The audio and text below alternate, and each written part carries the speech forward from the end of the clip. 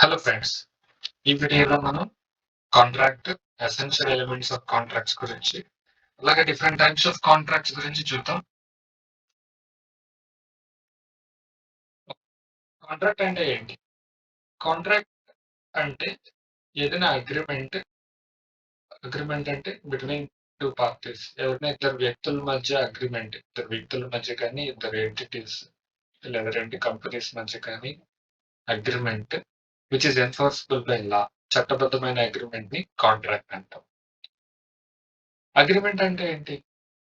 Agreement అంటే ఒక offer plus acceptance. అంటే ఏ అనే పర్సన్ ఒకటి ఆఫర్ చేస్తారు.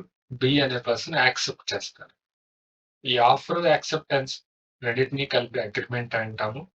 Agreement which is enforceable by law is called a contract. So contract అవ్వడానికి ఏమేమి ఉండాలి? Free consent of the parties. ఇద్దరు ఎటువంటి బలవంతం లేకుండా కన్సెంట్ ఇచ్చి ఉండాలి. అలాగే మేజర్స్ అయి ఉండాలి పార్టీస్ ఇద్దరు. Competent to contract and lawful అయి ఉండాలి. కన్సిడరేషన్ అంటే సంథింగ్ ఇన్ రిటర్న్ అన్నమాట. ఏ అనే పర్సన్ బి అనే పర్సన్ కి ఒక హౌస్ సెల్ చేస్తున్నారు అనుకోండి. సో బికి బి కన్సిడరేషన్ గా ఒక 10 లాక్ రూపీస్ ఇవ్వాలనుకోండి. అదొక contract. Sell selling of house అనేది కాంట్రాక్ట్. హౌస్ అనేది ఏ కన్సిడరేషన్, 10 లాక్ రూపీస్ అనేది బికి ఉన్న కన్సిడరేషన్. అండ్ లాఫుల్ ఆబ్జెక్ట్ అయి ఉండాలి. ఈ లాఫుల్ ఆబ్జెక్ట్స్ అంటే డ్రగ్స్, మారిజువానా ఇలాంటి వాటికి సంబంధించి కాంట్రాక్ట్స్ చేసుకుంటే అవి చెల్లవు. సో కాంట్రాక్ట్స్ అంటే ఇవి. Next essential elements of contract ఇప్పుడు చూద్దాం. మనం ఫస్ట్ స్లైడ్ లో చెప్పినట్లు ఆఫర్ అండ్ యాక్సెప్టెన్స్. ఏ అనే అతను ఆఫర్ చేస్తారు, బి యాక్సెప్టెన్స్ ఇస్తారు. Second, intention to create legal relationship. So దీని మీనింగ్ ఏంటంటే ఆఫర్ యాక్సెప్టెన్స్ చేసినప్పుడు ఈ పార్టీస్ మధ్య లీగల్ రిలేషన్షిప్ ఉండాలి. లీగల్ రిలేషన్షిప్ కోసం చేసుకోవాలి. అదొక ఫేమస్ కేసులా ఉంటుంది. కార్గిల్ వర్సెస్ కార్బోరిక్ స్మోక్ పల్ కంపెనీ. ఇది ల్యాండ్ మార్క్ కేసు. నేను నెక్స్ట్ వీడియోలో అది అప్లోడ్ చేస్తాను, మీరు చూడండి. అండ్ లాఫుల్ కన్సిడరేషన్ అంటే కన్సిడరేషన్ అనేది లాకి చట్టబద్ధంగా ఉండాలి. చట్టబద్ధం కానివి, ఇల్లీగల్ గా ఉండేవి, ప్రొహిబిటెడ్ బై లా అయినవి ఇక్కడ ఉండకూడదు. దాన్ని లాఫుల్ కన్సిడరేషన్ అంటారు. And capacity to contract.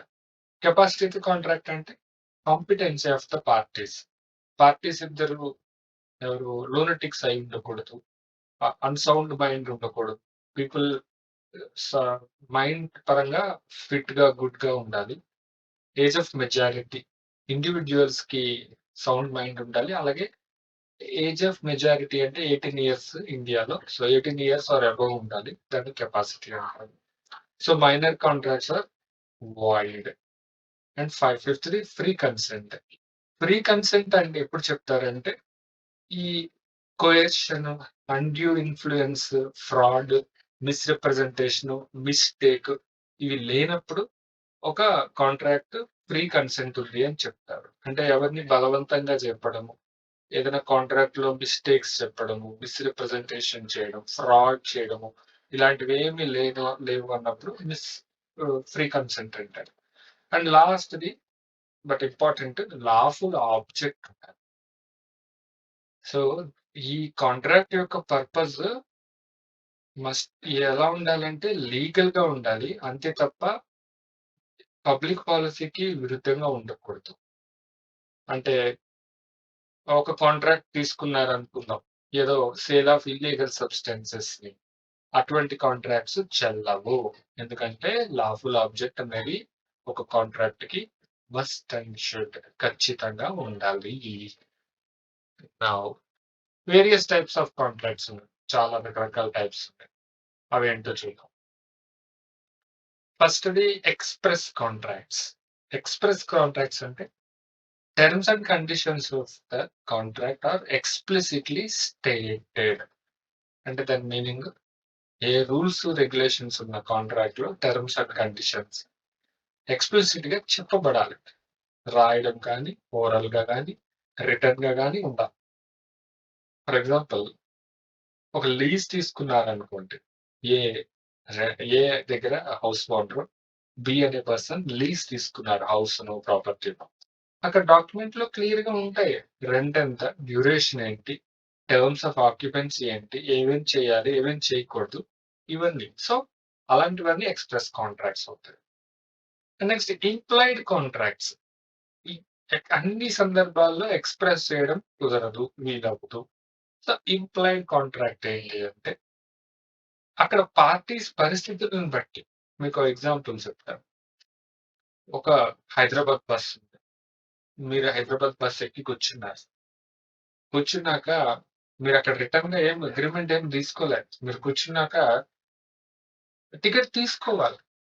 అది ఎక్కడ రాసారు అంటే, అదేం కాంట్రాక్ట్‌లో ఎక్కడ రాయరు. టికెట్ తీసుకున్నారు. 500 200 ఇచ్చి. టికెట్ తీసుకున్నాక వాళ్ళు మనకి టికెట్ ఇస్తారు. అక్కడ ఏంటి అగ్రీమెంట్? మనం ఎక్కిన చోట నుంచి హైదరాబాద్ వరకు రూ. 200. హైదరాబాద్‌లో జర్నీ అయిపోయిన తర్వాత ఇంక అయిపోయింది అది.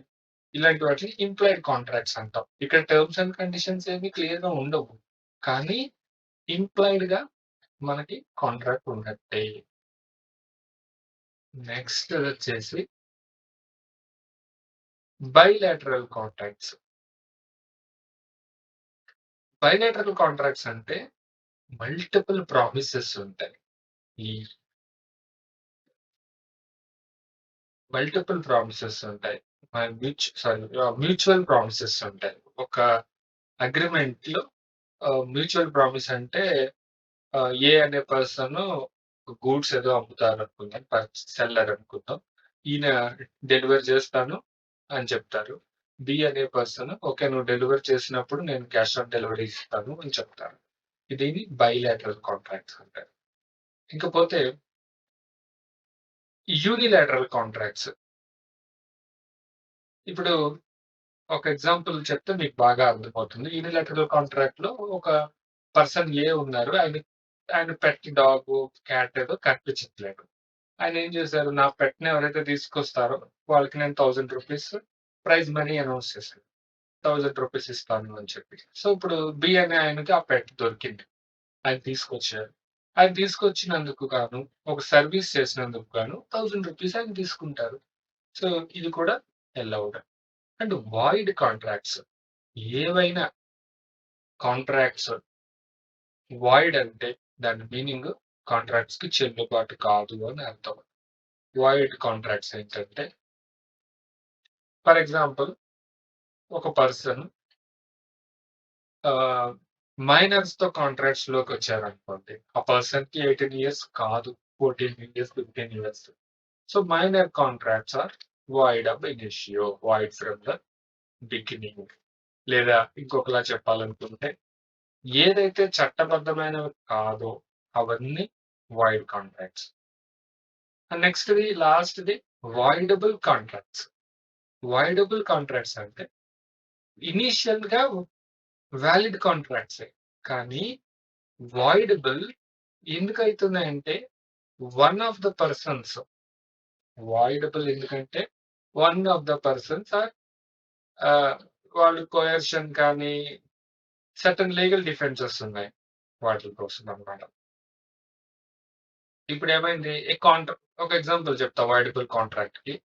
ఏ contract entered into under duress.